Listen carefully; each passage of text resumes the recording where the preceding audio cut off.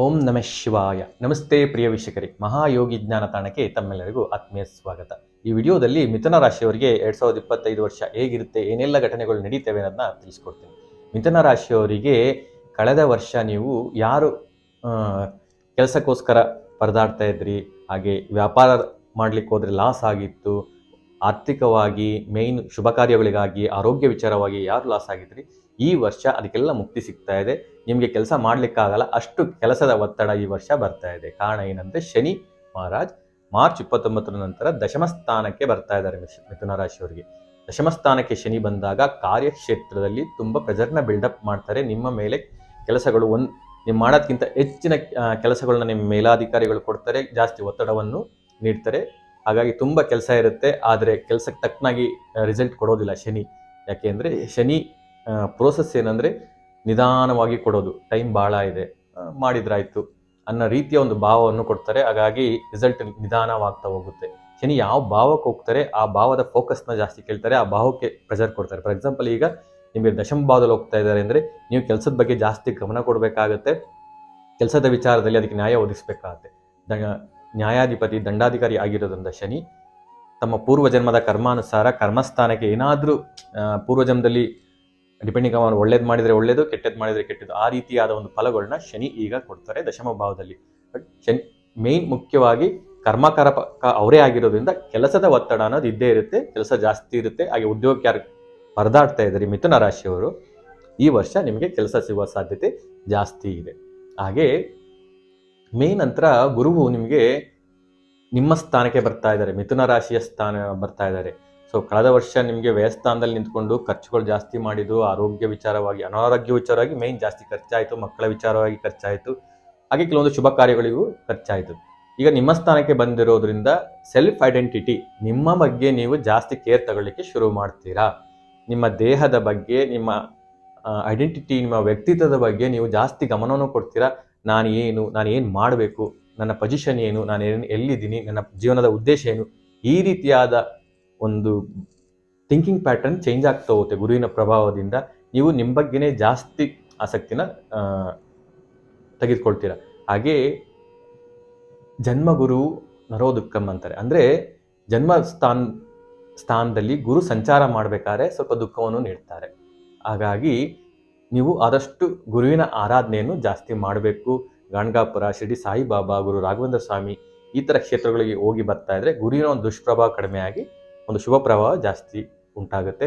ಹಾಗೆ ಗುರುವಿನ ದೃಷ್ಟಿ ಅಮೃತ ಸಮಾನ. ಹೇಗೆ ಒಂದು ದೀಪ ತನ್ನ ಸುತ್ತಮುತ್ತಲಿನ ಪರಿಸರವನ್ನು ಪ್ರಜ್ವಲಿಸುತ್ತೋ, ಹಾಗೆ ಗುರುವಿನ ದೃಷ್ಟಿ ಆ ಒಂದು ಜೀವನದಲ್ಲಿ ಅವರ ಜೀವನವನ್ನು ಪ್ರಜ್ವಲಿಸುತ್ತೆ. ಗುರು ಸಪ್ತಮ ಭಾವವನ್ನು ನೋಡ್ತಾ ಇರೋದ್ರಿಂದ ಯಾರು ವಿವಾಹ ಆಗಿಲ್ಲ ಮಿಥುನ ರಾಶಿಯವರು ಸ್ವಲ್ಪ ಪ್ರಯತ್ನ ಮಾಡಿದರೆ ಈ ವರ್ಷ ಖಂಡಿತ ವಿವಾಹ ಆಗುತ್ತೆ. ಹಾಗೆ ವ್ಯಾಪಾರಗಳಲ್ಲಿ ಒಂದು ವೃದ್ಧಿ ಅನ್ನೋದು ನೀವು ನೋಡ್ತೀರಾ.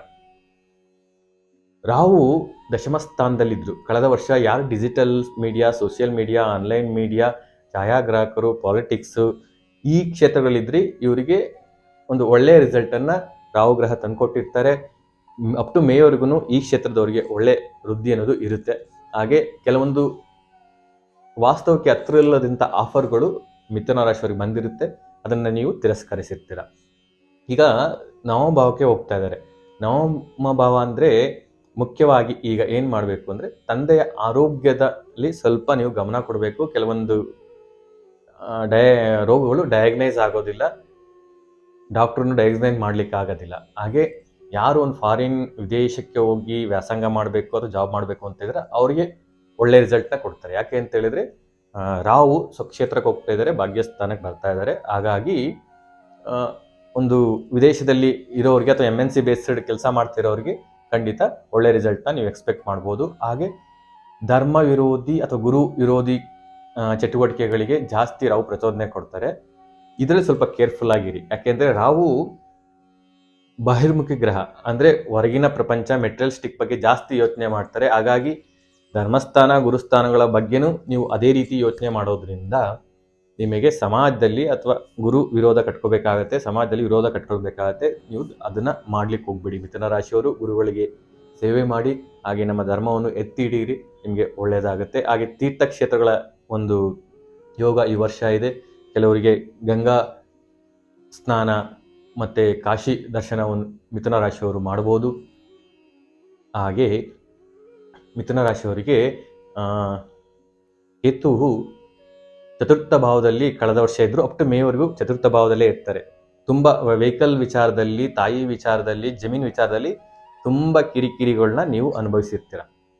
ಕೆಲವರಿಗೆ ಕಾನೂನು ಆಸ್ತಿ ವಿಚಾರದಲ್ಲಿ ಲಿಟಿಗೇಷನ್ ಬಂದಿರುತ್ತೆ, ವಾಹನದಲ್ಲಿ ತುಂಬ ಕಿರಿಕಿರಿ ಆಗಾಗ ರಿಪೇರಿ ಬಂದಿರುತ್ತೆ, ತಾಯಿ ಆರೋಗ್ಯ ಸ್ವಲ್ಪ ವ್ಯತ್ಯಾಸ ಆಗಿರುತ್ತೆ. ಸಣ್ಣ ಪುಟ್ಟ ವಿಚಾರಕ್ಕೆ ತಾಯಿ ಮಕ್ಕಳಿಗೆ ಸ್ವಲ್ಪ ಮನಸ್ತಾಪ, ಭಿನ್ನಾಭಿಪ್ರಾಯಗಳು ಮಿಥುನ ರಾಶಿಯವರಿಗೆ ಬಂದಿರುತ್ತೆ. ಈಗ ಒಂದು ಮೇ ನಂತರ ಅವೆಲ್ಲದಕ್ಕೂ ಅಂತ್ಯ ಅನ್ನೋದಾಗುತ್ತೆ. ತೃತೀಯ ಭಾವಕ್ಕೆ ಬರ್ತಾರಿಂದ ಕಿರಿಯ ಸಹೋದರ ಸಹೋದರಿಯರಿಂದ ಅಥವಾ ಸಮಾನರಿಂದ ನಿಮಗೆ ಹೆಚ್ಚಿನ ಒಂದು ಸಹಕಾರ ಸಿಗುತ್ತೆ, ಲಾಭ ಅನ್ನೋದು ನಿಮಗೆ ಆಗುತ್ತೆ.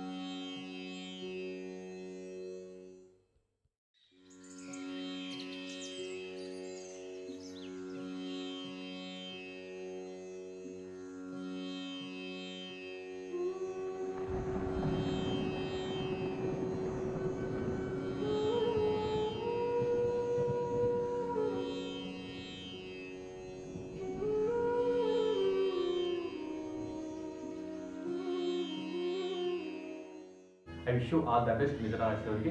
ವಿಡಿಯೋ ಇಷ್ಟ ಆಗಿದ್ರೆ ಲೈಕ್ ಮಾಡಿ, ಶೇರ್ ಮಾಡಿ, ಕಮೆಂಟ್ ಮಾಡಿ ಹಾಗೂ ನಮ್ಮ ಚಾನಲ್ನ ಸಬ್ಸ್ಕ್ರೈಬ್ ಮಾಡಿಕೊಳ್ಳಿ. ಧನ್ಯವಾದಗಳು. ಸಾಯಿರಾಮ್.